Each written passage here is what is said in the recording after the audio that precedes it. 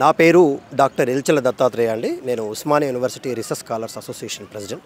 ఇవాళ రేవంత్ రెడ్డి గారి ప్రభుత్వం చాలా ప్రతిష్టాత్మకంగా స్కిల్ యూనివర్సిటీని ఏర్పాటు చేస్తున్నామని చెప్పేసి అడావిడిగా ఆగమేఘాల మీద ఆ స్కిల్ యూనివర్సిటీని ప్రారంభించే ప్రయత్నం చేశారు. నిజంగానే మీకు ఆ స్కిల్ యూనివర్సిటీ మీద చిత్తశుద్ధి ఉంటే దాని విధి విధానాలు ప్రకటించకుండా ఎన్ని కోర్సులు ప్రవేశపెడతా ఉన్నాం, ఎంతమందికి దాని ద్వారా స్కిల్ యూనివర్సిటీ ద్వారా ట్రైనింగ్ లభిస్తూ ఉంది. సో ఎవరిని మీరు టీచింగ్ కమ్యూనిటీగా చూజ్ చేసుకుంటా ఉన్నారు. ఇది ప్రైవేట్ పబ్లిక్ పార్ట్నర్షిప్లో ఏర్పాటు చేస్తామంటా ఉన్నారు. గతంలోనే కేటీఆర్ గారు ఐటీ మినిస్టర్గా ఉన్నప్పుడు ఈ స్కిల్ డెవలప్మెంట్ కోసం దాదాపుగా 28 సంస్థలను ప్రారంభించాడు. మనకు మచ్చుకు మీకు చెప్తా ఉన్నాను, ఈ తెలంగాణ రాష్ట్రంలో కేటీఆర్ గారు ఐటీ మినిస్టర్ అయిన తర్వాత టీ హబ్ పేరు మీద గ్రామీణ ప్రాంతంలో ఉన్నటువంటి ఇన్నోవేటివ్ అండ్ ఇంటలెక్చువల్స్ అందరినీ కూడా ఒక వేదికగా మార్చి వాళ్ళందరూ ఎంతో వాళ్ళ నాలెడ్జ్ని కాంట్రిబ్యూట్ చేసి ఆ టీ హబ్ ద్వారా చాలా క్రియేటివ్ యాక్టివిటీస్ చేస్తున్నటువంటి సందర్భాన్ని మనం చూసాం. ఒక్క టీ హబే కాదు, వి హబ్ అనేటువంటి తీసుకొచ్చారు. చాలామంది ఉమెన్ ఎంపవర్మెంట్ కోసం ఆ వి హబ్ ఎంతో ప్రతిష్టాత్మకంగా పనిచేస్తూ ఉంది. అట్లాగే క్లౌడ్ టెక్నాలజీ కావచ్చు, అలాగే ఇప్పుడు మనం చాలా ప్రాబ్లమేటిక్గా సిచ్యువేషన్స్లో ఉన్నాం. పోలీసులకు కావచ్చు, ఇటు సాధారణంగా ఉన్నటువంటి ప్రజలకు కావచ్చు, ఒక సైబర్ క్రైమ్ అనేటువంటిది చాలా ప్రాబ్లమేటిక్ సిచ్యువేషన్లో ఉన్నప్పుడు కేటీఆర్ గారు దూరదృష్టితో స్వీడన్ దేశంలో ఉన్నటువంటి సైబర్ క్రైమ్ వ్యవస్థను ఇక్కడికి తీసుకొచ్చి ఇవాళ అత్యంత ప్రతిష్టాత్మకంగా ఏ దేశంలో లేని కమాండ్ కంట్రోల్ కేవలం నా తెలంగాణ రాష్ట్రంలో ఉంది అంటే అది కేటీఆర్ గారి దూరదృష్టి ముందు చూపుతో ఇవాళ నిర్మించినటువంటిది. సో ఇట్లా ఒక స్కిల్ డెవలప్మెంట్ అంటే కేవలం రేవంత్ రెడ్డి గారికి పారిశ్రామిక రంగాల్లో ఉన్నటువంటి వ్యక్తులతో మచ్చుక చేసుకొని వాళ్ళ వ్యాపార లావాదేవీలకు అనుకూలంగా ఏర్పాటు చేసినటువంటి స్కిల్ యూనివర్సిటీగా కనిపిస్తూ ఉంది.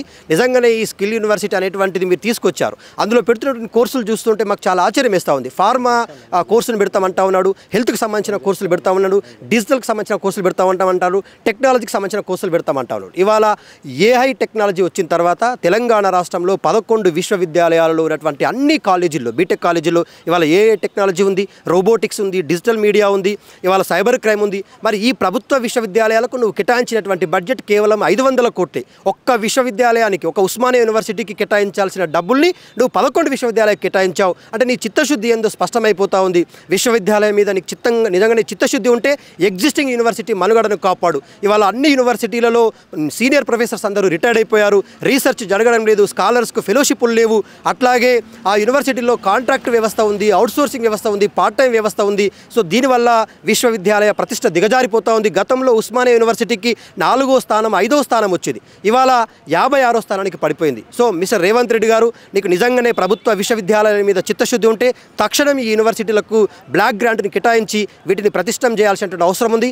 అట్లాగే రిక్రూట్మెంట్ లేకుండా దాదాపుగా 2013-14 నుంచి రిక్రూట్మెంట్ లేదు. సో మీకు ఇప్పుడు ఒక అవకాశం వచ్చింది కాబట్టి తక్షణం మీరు వైస్ ఛాన్సలర్స్ నియమించి, ఈ ఇన్ఛార్జి వైస్ ఛాన్సలర్స్ వల్ల ఐఏఎస్ ఆఫీసర్స్కు ఈ అకాడమిక్ యాక్టివిటీస్ మీద వాళ్ళకి అవగాహన ఉండదు కాబట్టి తక్షణం వాళ్ళని తొలగించి యూనివర్సిటీ ప్రొఫెసర్స్లో ఎలిజిబుల్ క్యాండిడేట్స్కి అవకాశాలు ఇచ్చి తెలంగాణ ప్రాంతంలో ఉన్నత చదువులు చదివినటువంటి పీహెచ్డీ, పీడీఎఫ్ లాంటి ఉన్నతమైనటువంటి చదువులు చదివిన గ్రేట్ స్కాలర్స్ ఇక్కడ ఉన్నారు. వాళ్ళందరూ కూడా చాలా రోజులుగా ఎదురు చూస్తూ ఉన్నారు. వాళ్ళకి అవకాశాలు ఇచ్చి యూనివర్సిటీస్ని స్ట్రెంథెన్ చేయాలని, స్కిల్ యూనివర్సిటీని కేవలం పత్రికా ప్రకటనలకే పరిమితం చేయకుండా మీకు చిత్తశుద్ధి ఉంటే దాని యొక్క విధి విధానాలు ప్రకటించి అందులో ఖచ్చితంగా కూడా రిజర్వేషన్స్ను కూడా పాటించాలని, రియంబర్స్మెంట్ కూడా ఇవ్వాలని, అన్ని వర్గాలకు సరైన స్థానం కూడా కల్పించాలని చెప్పేసి ఒక ఉస్మానియా యూనివర్సిటీ రీసెర్చ్ స్కాలర్గా రేవంత్ రెడ్డి గారికి విజ్ఞప్తి చేస్తా ఉన్నాను.